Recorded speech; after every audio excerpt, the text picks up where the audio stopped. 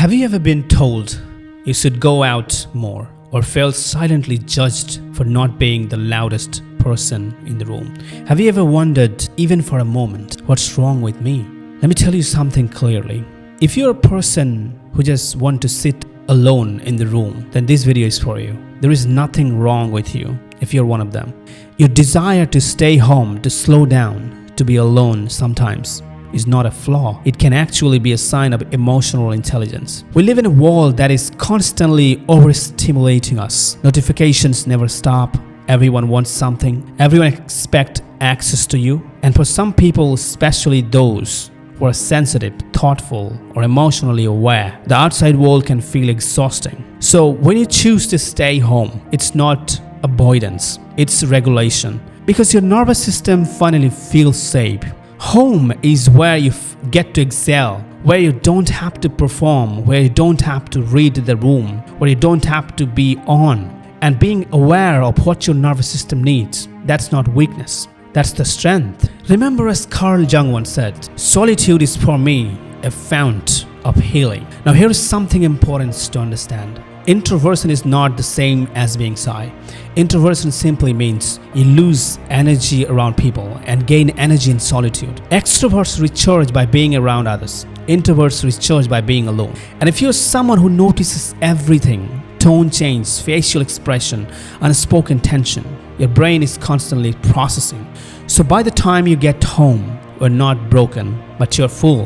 What you don't need is more socializing, and what you need is stillness. Choosing stillness doesn't mean you're antisocial. It means you're energetically intelligent, and giving yourself what you need is not abandoning life. It's honoring yourself. Now let's go a little deeper. For many people, home is the first place they ever felt in control.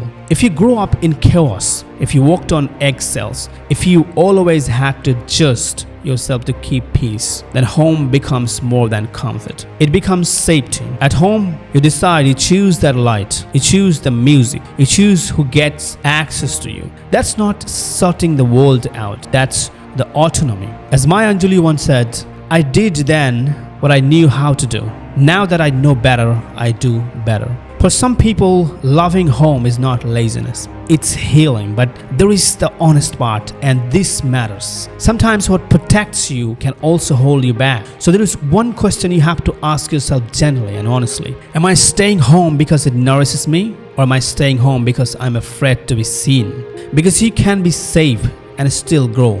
You can protect your peace and still stretch yourself. You can love being at home and still live a bold, meaningful life. It all depends on the season you are in.